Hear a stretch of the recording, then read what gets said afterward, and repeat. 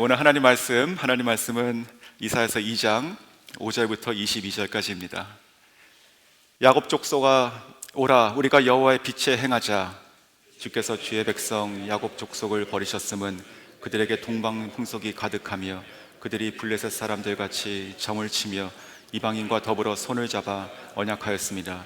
그 땅에는 은금이 가득하고 보화가 무한하며 그 땅에는 마필이 가득하고 병거가 무수하며 그 땅에는 우상도 가득하므로 그들이 자기 손으로 짓고 자기 손가락으로 만든 것을 경배하며 천한 자도 절하며 귀한 자도 굴복하오니 그들을 용서하지 마옵소서.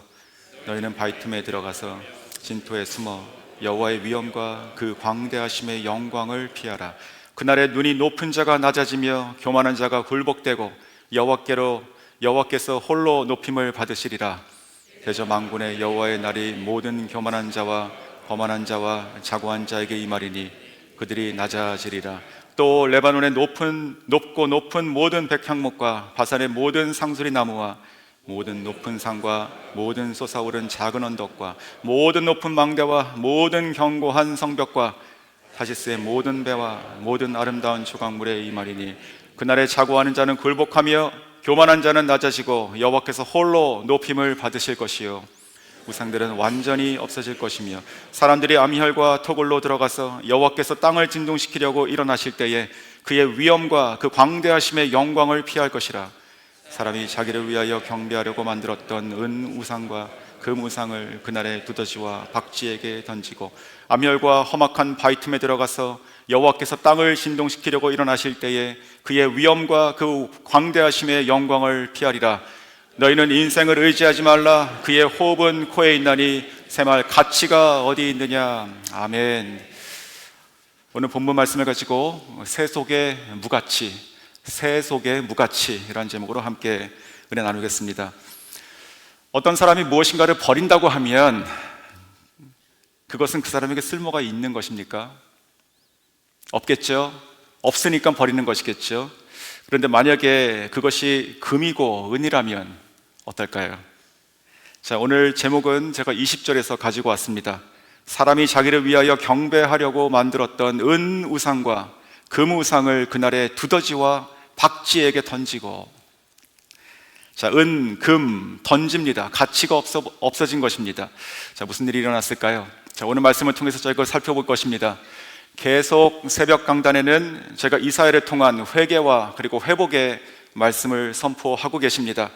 이 말씀들이 저희 각자에게 그리고 공동체에게 임해서 저희가 날마다 더욱더 새롭게 되기를 원합니다.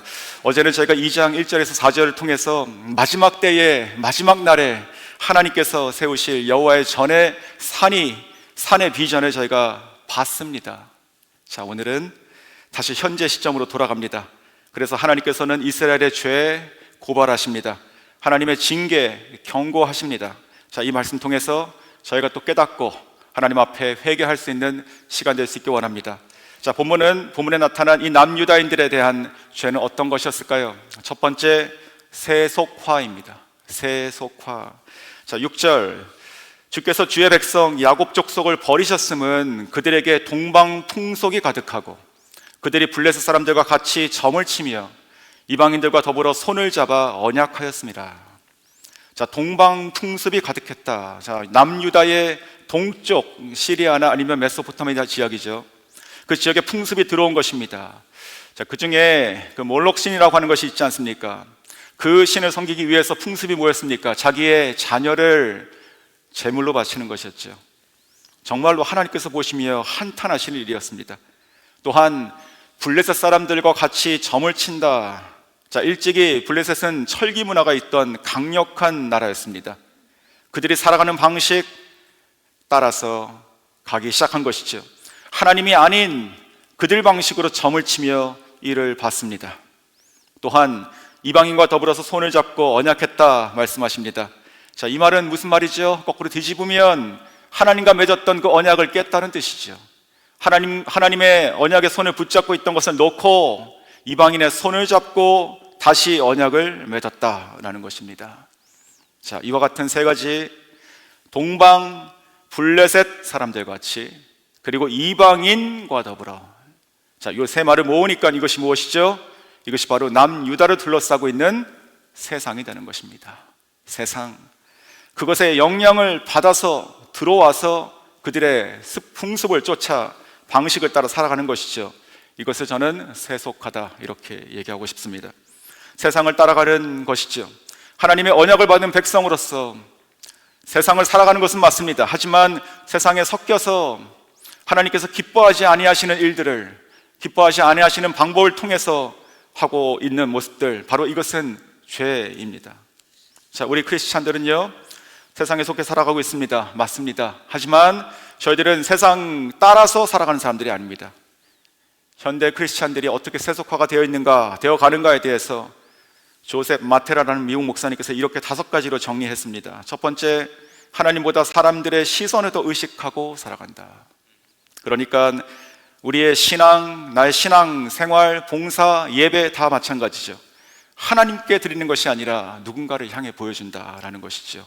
내가 어떻게 보일까, 이것이 관심입니다. 두 번째, 성령이 아닌 돈에 이끌린다. 설명할 필요가 없는 것이죠. 세 번째, 예배에 나오는 목적이 인간관계 때문이다. 즉 사람이 좋아서, 사람을 만나서 어떻게 무슨 일을 하려고 교회에 나온다는 것이죠. 네 번째는 어떤 결정을 내릴 때 하나님의 뜻보다 자기의 생각과 세상의 기준을 따라서 판단한다. 즉 내가 직장을 구할 때, 이사를 갈 때, 학업을 결정할 때 무엇이든지 그것을 단지 하나님은 내가 믿지만 내가 원하는 방식, 세상의 기준으로 판단해서 정하고 하나님께 도움을 구한다라는 것이죠. 마지막 5번째는요, 하나님을 추구하지 않는다. 하나님을 추구하지 않는다. 그저 신앙생활이라는 것은 자기가 세속에서 이루어져야 되는 자기의 목표를 이루기 위한 것이고, 하나님은 축복을 주시는 분이다. 이렇게 얘기하고 있습니다. 자, 들으시면서 혹시 내 얘기인가 라고 생각이 드시는 분이 계셨습니까? 나도 모르게 세속화가 되어가고 있는지 생각해야 될 것입니다. 그렇다면 우리가 돌이키고 회개하고 하나님께 나아가야 되는 것이죠. 세속화는 점점점 세상을 닮아가는 것입니다. 그런 기사 보셨습니까? 에펠탑을 너무 사랑해서 에펠탑하고 결혼한 사람이 있습니다. 실제로 뭔가를 사랑하면 그게 돼버립니다. 우리가 세상을 사랑하기 시작하면 세상이 돼버리죠. 세속화는 나도 모르게 나를 하나님께로부터 멀리 떨어지게 합니다. 자, 그렇다면 우리는 어떻게 이 세속화에서 빠져나올 수 있을까요? 어떻게 빠져나올 수 있을까요? 먼저는요, 세상에 속해 있는 것들에 대해서 미련을 버려야 됩니다. 그리고 소망을 버려야 돼요. 요한일서 2장 17절에 잘 아시는 말씀입니다. 이 세상도 그 정욕도 지나갑니다. 지나가요. 자, 세상도 그 안에 있는 모든 정욕도 다 지나가고 끝이 납니다. 그런데 우리는 어떻습니까? 우리는 그리스도 예수 안에 있는 영생을 소유한 자들입니다. 영생. 자, 그러면은 영원하지 않는 것을 어떻게 영원한 것에 갖다가 됩니까? 말이 안 되는 것이죠. 미련을 버려야 되는 것입니다. 세상에 속해 있는 그 어떤 것도 그저 잠시 있다 사라지는 것이다. 우리의 삶은 그리스도 안에 영원한 것이다 라는 것을 알면 세상에 있는 그 무엇이건 우리가 미련을 버리게 되는 것이고, 헛된 소망 갖지 않게 되는 것이죠. 또한 어떻게 우리는 세속화에서 빠져나올 수 있습니까? 우리가 배우고 아는 바에 우리가 거해야 됩니다. 히브리서 2장 1절 말씀입니다. 그러므로 우리는 들은 것에 더욱 유념함으로 우리가 흘러 떠내려가지 않도록 함이 마땅하니라. 흘러 떠내려간다고 얘기합니다. 가만히 있으면요.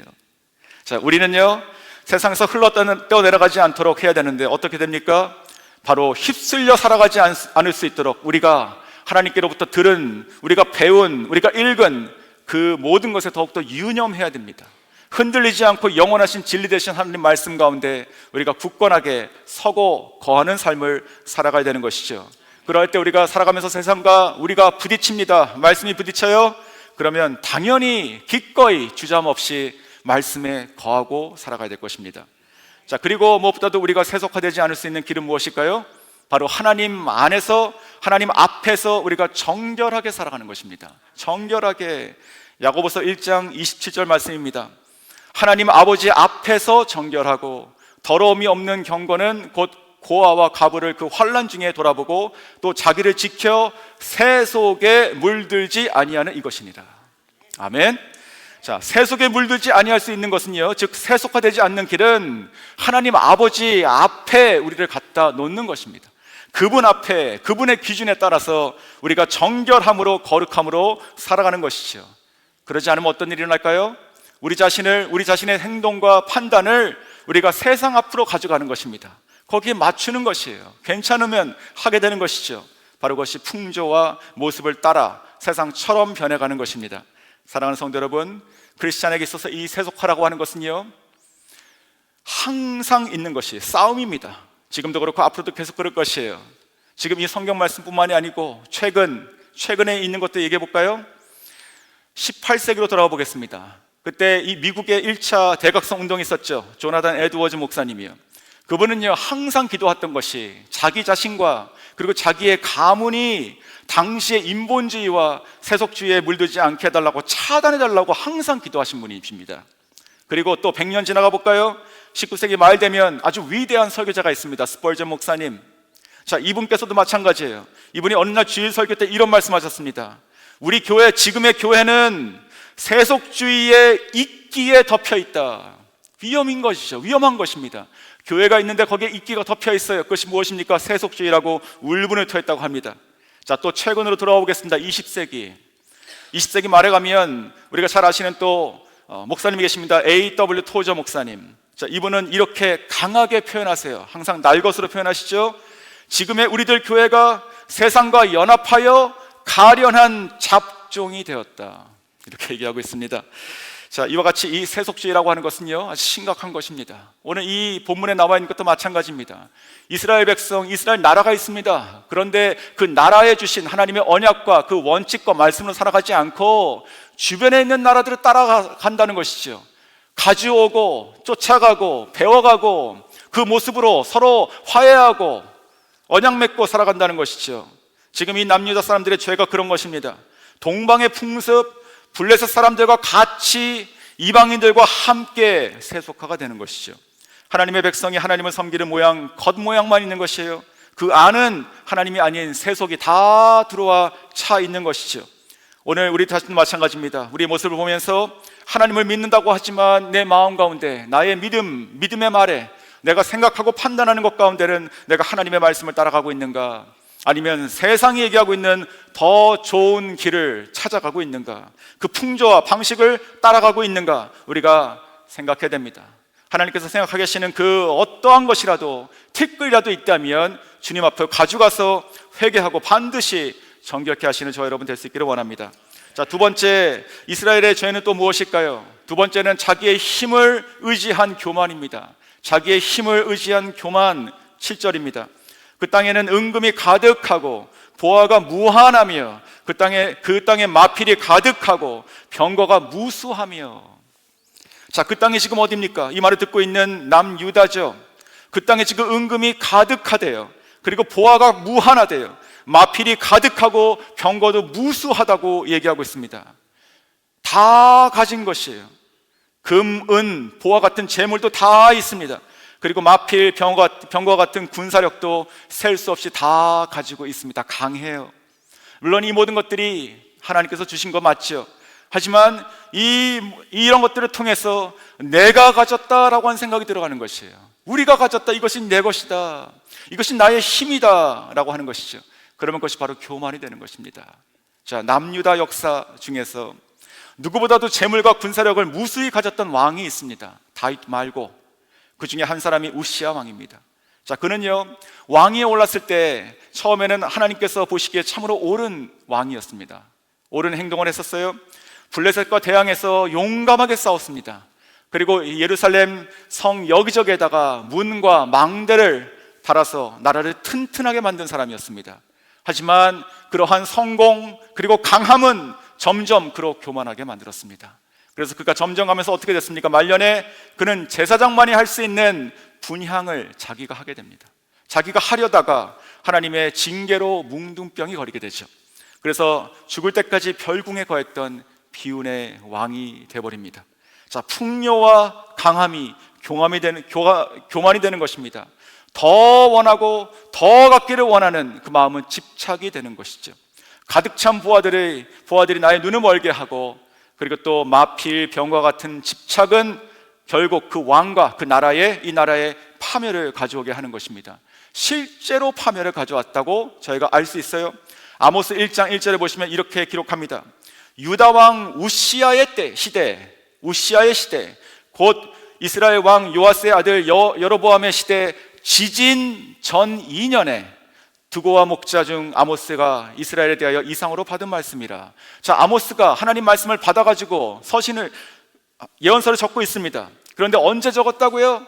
우시아 시대 때 큰 지진이 일어나기 2년 전이라고 얘기하고 있습니다. 그래서 그것을 바탕으로 성경학자들은요, 그 지진으로 아마도 이 우시아가 거만하게 세웠던 수많은 그 망대들이 많이 무너졌을 것이다, 이렇게 추측하고 있습니다. 하나님은 교만을 싫어하세요. 남유다 백성들을 이 교만으로 지금 징계하고 계십니다. 저희도 마찬가지입니다. 우리가 하나님 앞에 무엇을 가졌는지 그것을 자랑하기 시작하고 그것이 힘이 되면 점점 우리는 그것에 의지하게 되고, 그리고 우리는 하나님을 떠나게 되는 것입니다. 그런지 아닌지 우리가 돌아봐야 될 것입니다. 하나님께서 만약에 그런 나의 모습을 보여주신다면 오늘도 저희가 회개하고 참되신 복의 근원, 그리고 능력의 주이신 하나님께 겸손히 돌아가시는 저와 여러분 될 수 있기를 원합니다. 자, 세 번째는 우상 숭배입니다. 이 죄의 세 번째는 우상 숭배예요. 8절이죠.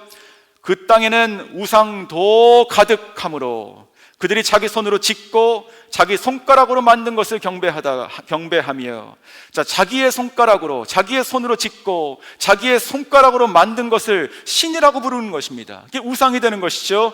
그리고 그것을 경배했다라고 얘기합니다. 정말로 저희가 보면 헛되지 않습니까? 자, 어떤 사람이 사막을 걷다가 길을 잃어버렸다고 합니다. 근데 그는 필사적으로 길을 찾으려고 노력했습니다. 근데 마침내 어느 곳에 가니까 막 누군가 지나갔던 그 발자국이 나와 있는 그런 길이 있었습니다. 그래서 생각하게 됩니다. 아, 이 발자국을 따라가면 내가 사막을 벗어나서 안전한 곳으로 도착할 수 있겠구나 라고 따라가게 됩니다. 하지만 결국 그는 사막을 빠져나가지 못하게 됩니다. 왜였을까요? 그 발자국은 자기 자신의 발자국이었던 것이죠. 자기가 온데를 헤매고 다니면서 냈던 그 자기 발자국을 따라갔던 것이죠. 많은 사람은요, 어쩌면 이와 같이 살아갈지도 모르겠습니다. 사막을 걷고 있는데 자기 발자국을 따라서 걷고 있는 것입니다. 자기가 만든 발자국, 어떻게 자기를 구원할 수 있겠습니까? 자기가 자기의 손으로 만들고 자기의 손가락으로 새긴 그 우상이 어떻게 그 사람을 구원할 수 있겠습니까? 당시 남유다 백성들도 마찬가지예요. 자기 손으로 자기 손가락으로 만든 것을 신이라고 경배했습니다. 자기 발자국 따라간 것과 똑같은 것이죠. 자기 손에서 나온 것이 어떻게 신이 되겠습니까? 참되신 하나님 한 분만이 여호와 하나님이시고 우리의 구원자 되심을 믿습니다. 하나님께서 사람이 만든 그 어떤 것도 신이 될 수 없는 것이죠. 우상을 섬기는 것은 이와 같이 허망한 것이에요. 우리 삶 가운데 그것을 잊지 않았으면 좋겠습니다. 자, 그러면 이상의 당시 남유다 백성의 모습을 보면서 이 동방의 풍습을 쫓고 또 블레셋과 같이 점을 치고 이방인과 같이 더불어 손을 잡고 언약을 맺었던 이들, 무수한 재물과 힘을 자랑하며 자기의 손으로 만든 우상을 경배했던 이들, 자, 그들의 삶은 결과적으로 성공했을까요? 그들이 바랬던 대로 그들은 잘 됐을까요? 아니죠. 그 말씀이 바로 9절입니다. 9절, 천한 자도 절하며 귀한 자도 굴복하니 그들을 용서하지 마옵소서. 모든 백성이 다 하나님을 잃어버리고 그 앞에 와서 절하기 시작하는 것입니다. 성공은 무슨 성공입니까? 그 나라가 망하게 되는 것이죠. 그런데 원문에는 이 9절 앞에 그래서라고 하는 접속사가 하나 들어가 있습니다. 그러니까 6절, 7절, 8절, 그래서 그 결과가 다 그 앞에 엎드려 절하고 있다라고 하는 것이죠. 이것은요, 정말로 그 죄로 인해서 그 모든 영혼이, 그 나라가 아주 천박해진 것이에요. 하나님의 백성의 영광은 다 사라져버리고 완전히 천박한 백성이 되어버린 것입니다. 하나님 마음이 어떠셨겠습니까? 우리도 하나님을 떠나서 그 어떤 것도, 그 어느 것도 우리가 정말 기대고 거하고 살 것이 없음을 잊지 않아야 될 것입니다. 나아가서 오늘 성경 본문 뒷부분을 보시면 이제 만군의 여호와의 날에 대한 얘기가 나오죠. 이것은 심판의 날입니다. 이 심판은요, 모든 이에게, 모든 것에 예외 없이 다 찾아오게 된다고 성경은 말씀하시죠.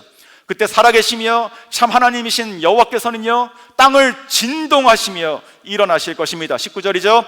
사람들이 암혈과 토굴로 들어가서 여호와께서 땅을 진동시키려고 일어나실 때에, 자, 그때 하나님은요, 모든 교만한 것들을 다 멸하시게 되는 것이죠. 다 꺾어버리시는 것이에요.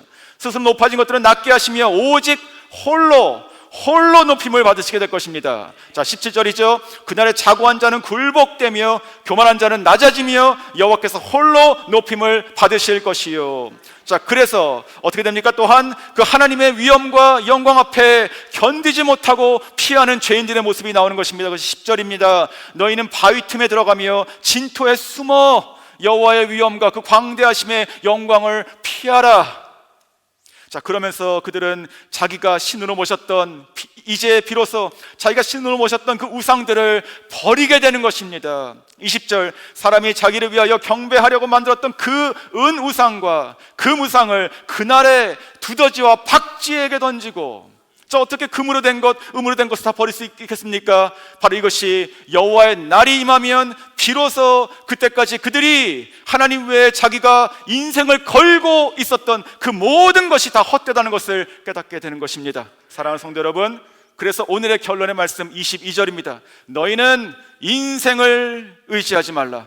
그의 호흡은 코에 있나니 새말 가치가 어디 있느냐. 하나님께서 생기로 우리 인간을 생명으로 만드셨죠. 호흡을 주셨습니다. 그게 빠지면 무슨 가치가 있겠습니까? 우리가 사람, 누구, 무슨 일, 주변에 있는 강대국들 다 의지할 것이 없고 오직 하나님만 의지하는 삶을 살아야 될 것입니다. 사랑하는 성도 여러분, 지금도 동일하십니다. 동일하신 그 하나님, 우리는 그 하나님의 영광스러운 백성이죠. 세상이 나를 지켜주지 못합니다. 은과 금, 이 재물들, 또 어떤 그 마필과 또 망대, 아니면은 또 병거, 이런 것들이 우리를 지켜주지 못합니다. 나아가서 하물며 사람의 손가락으로 새겨진 그 어떤 우상은, 그 헛된 것들은 저희들을 절대로 지켜주지 못합니다. 사람을 의지하지 않고 우리의 힘과 재능, 재물을 의지하지 않고 헛된 우상을 버리고 오직 한 분 여호와께 돌아가며 그분을 의지하고 살아가는 저 여러분 될 수 있기 원합니다. 오늘도 하나님께서 우리에게 주시는 말씀과 깨달음이 있다면 오늘 하나님 앞에 회개하고 나아가서 하나님께서 주시는 진정한 다시 회복이 일어나는 저 여러분 될 수 있기를 주의 이름으로 축원합니다.